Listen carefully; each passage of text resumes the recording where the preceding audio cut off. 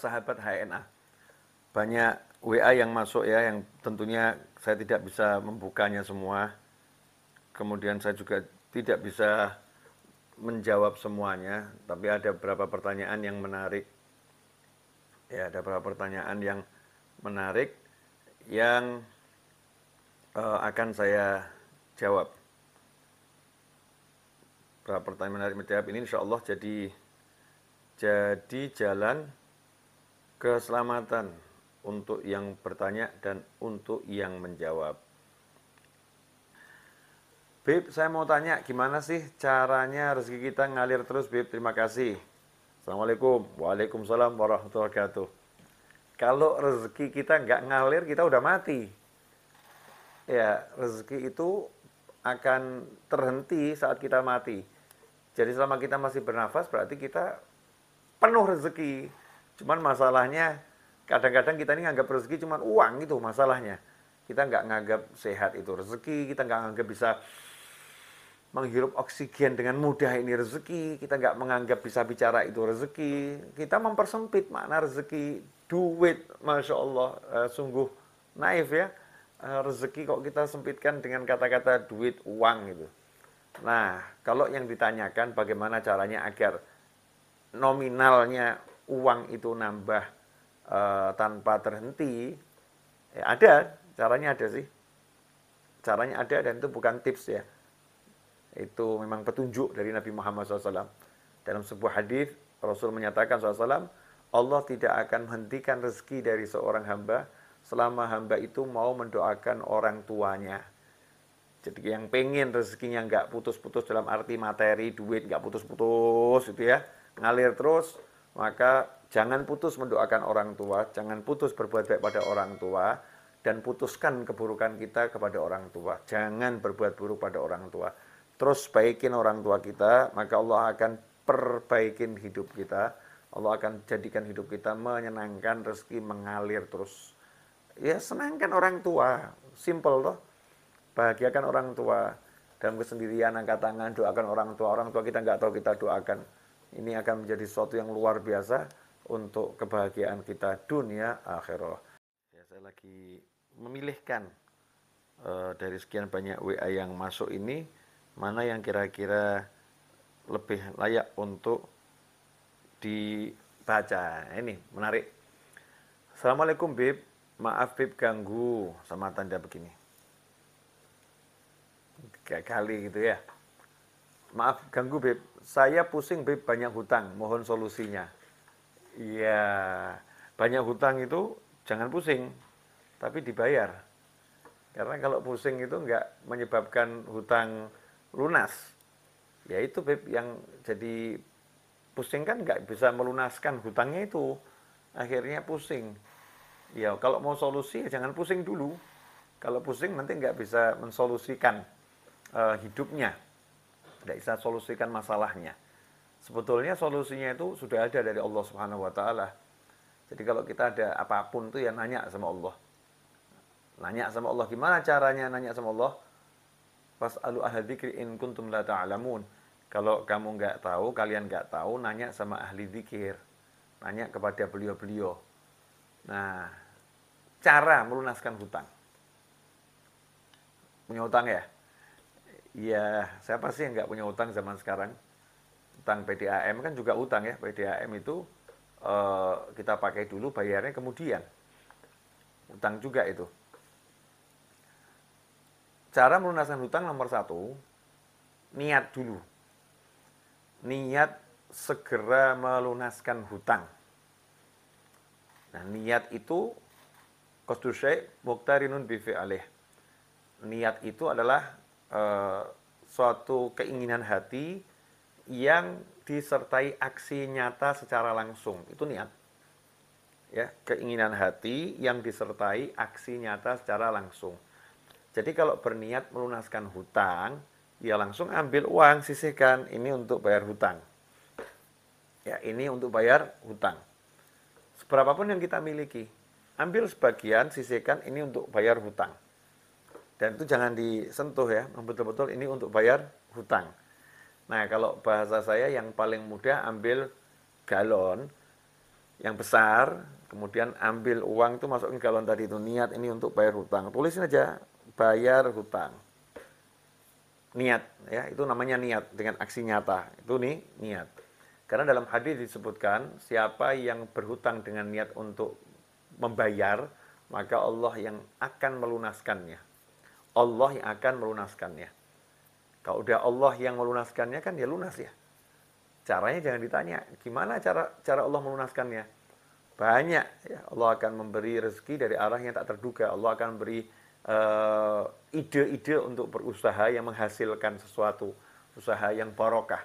Allah akan menggerakkan ya sekitar kita untuk membantu kita melunaskan hutang tersebut dengan kuasanya Allah Subhanahu wa taala yang maha kuasa, maha bisa, maha baik, maha kaya, maha mengayakan, maha melunaskan. Jadi itu dulu niat ya. Niat itu dalam bentuk aksi nyata.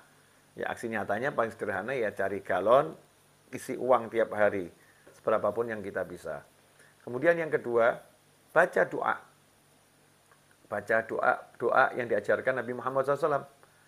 Karena doa itu punya kekuatan yang luar biasa. Doa silahul mukmin. Doa itu senjatanya mukmin. Doa senjatanya mukmin. Jadi kalau mau melunaskan hutang ya senjatanya doa. Di antaranya sehabis sholat jangan pernah tinggalkan Allahumma kfini bihalalika an haramika wa aghnini bifadlika amman siwak.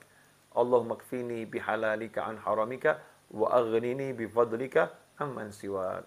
Baca itu. Jangan pernah tinggalkan. Ya Allah, cukupi aku dengan rezekimu yang halal. Allahumma kfini bihalalika an haramika, sehingga aku tidak terjerumus pada yang haram.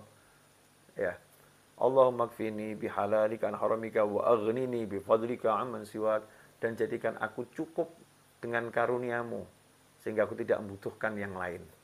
Ini baca setiap habis sholat, direnungi maknanya. Nah, maka insya Allah akan ada solusi dari Allah Ta'ala sebagaimana Allah janjikan, wa may yattaqillaha yaj'al lahu makhrajan wa yarzuqhu min haitsu la yahtasib. Siapa takwa kepada Allah, maka Allah akan memberinya jalan keluar, solusi, wa yarzuqhu min haitsu la yahtasib. Dan Allah akan berinya rezeki dari arah yang tidak pernah biasa dia duga. Arah yang tidak bisa disangka-sangka, surprise itu rezekinya. Syaratnya itu takwa dulu. Nah, takwanya tadi itu niat melunaskan hutang, itu takwa dalam berhutang. Kemudian cari yang halal, yaitu takwa dalam berhutang. Maka kita akan diberi surprise sehingga kita terkejut, tiba-tiba kok lunas ya hutangnya. Nah, kalau nggak mulai menyisihkan, nggak mulai bayar, nggak lunas-lunas. Ya, karena niatnya udah salah, niatnya tidak direalisasikan, niatnya tidak diwujudkan. Itu dulu untuk yang pengen hutangnya lunas, yang mudah-mudahan nggak pusing lagi dan diberi solusi oleh Allah Subhanahu wa taala. Amin, Allahumma amin. Selanjutnya, ya. Assalamualaikum Habib, semoga Allah melimpahkan keberkahan kepada Habib dan keluarga, amin, dan juga kepada antum semuanya. Habib, bagaimana cara mengambil hikmah dari setiap peristiwa atau kejadian yang kita alami? Terima kasih. Yang dari Sumatera Selatan ini nanya, bagaimana cara mengambil hikmah dari setiap peristiwa atau kejadian yang kita alami? Cara mengambil hikmah dari setiap peristiwa atau kejadian yang kita alami. Caranya mudah. Cara untuk mengambil hikmah itu, konsep yang paling mendasar adalah husnudzon, prasangka baik. Ya, prasangka baik. Prasangka baik ini modal untuk mengambil hikmah dari setiap perkara. Tentunya ini yang dimaksud kebanyakan perkara-perkara yang tidak menyenangkan mungkin ya. Misalnya lagi jalan, ban mobil kempes, tadinya punya uang di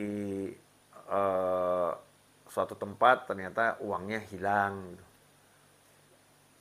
Punya teman baik, tiba-tiba temannya berubah jadi orang yang musuhinya. Hal-hal yang gak enak tadi. Gimana cara agar bisa memetik hikmah? Caranya adalah husnudzon, prasangka baik kepada Allah Subhanahu wa taala atas semua peristiwa yang kita alami. Prasangka baik. Ya contoh misalnya, ketika naik motor kok bannya kempes, harus berhenti sehingga dia harus tambal ban. prasangka baiknya diantaranya adalah, oh ini saya lagi disuruh berhenti di tukang tambal ban karena Allah pilih saya sebagai pengantar rezeki untuk tukang tambal ban tersebut. Jadi kita merasa mulia, oh saya mengantarkan rezeki untuk tukang tambal ban.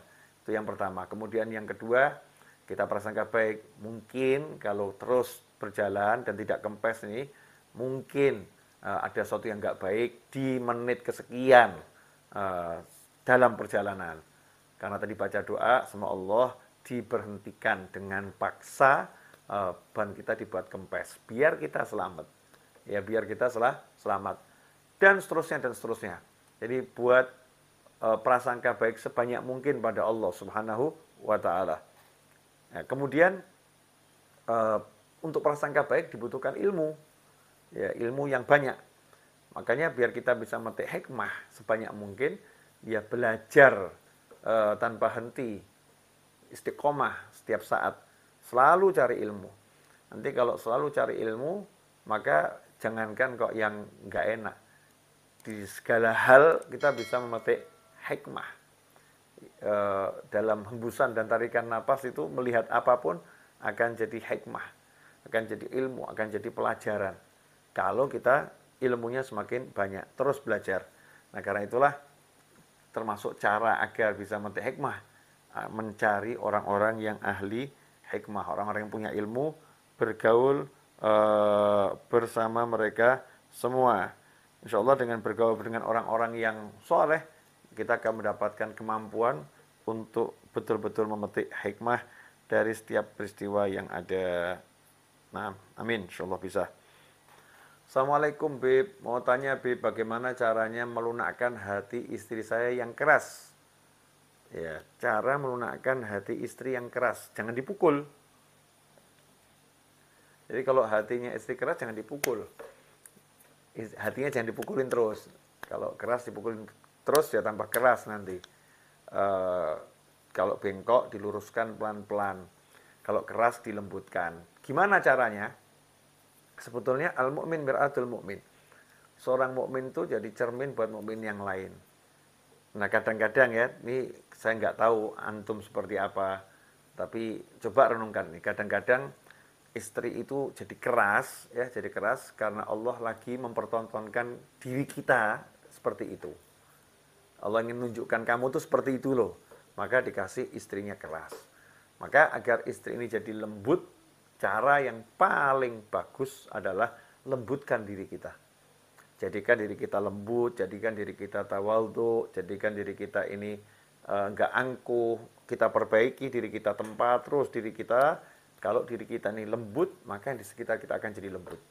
Kalau diri kita ini bercahaya, maka yang di sekitar kita akan bisa melihat. Dalam kegelapan, dia akan bisa melihat karena ada cahaya.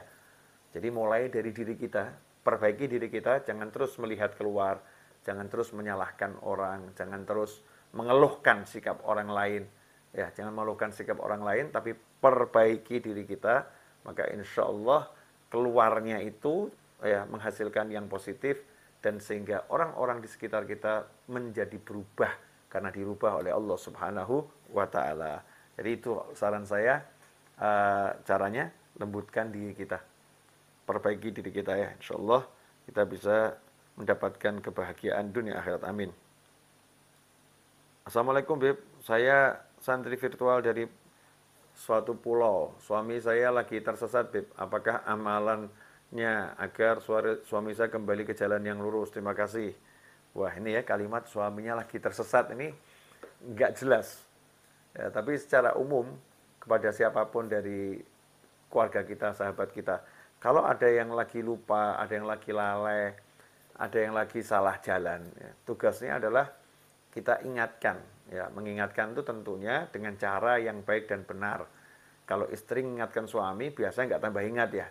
Kadang-kadang suaminya justru tambah marah. Maka cari orang yang bisa membantu menasehatin suami, yang didengar oleh suami, yang buat suami tidak marah, nggak muncul egonya, nggak tersinggung. Insya Allah kan ada temannya, sahabatnya, pamannya, dan lain sebagainya. Kemudian yang kedua, perbaiki diri kita. Mungkin suami ini jadi ujian buat kita karena diri kita nggak benar sama Allah Ta'ala.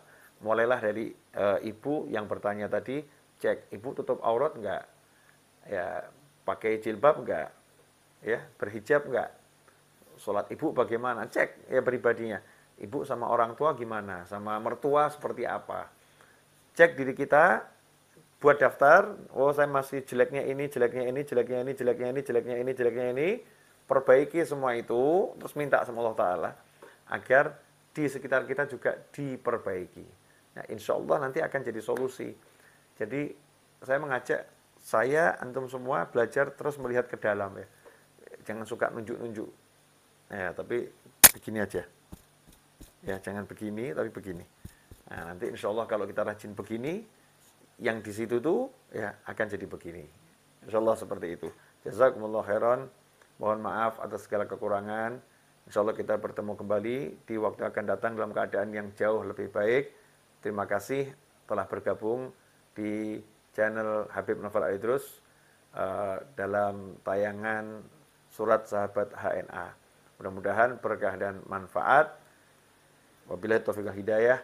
Wassallallahu ala Muhammadin wa alihi wasallam. Walhamdulillahirabbil alamin wa afu minkum. Wassalamualaikum warahmatullahi wabarakatuh.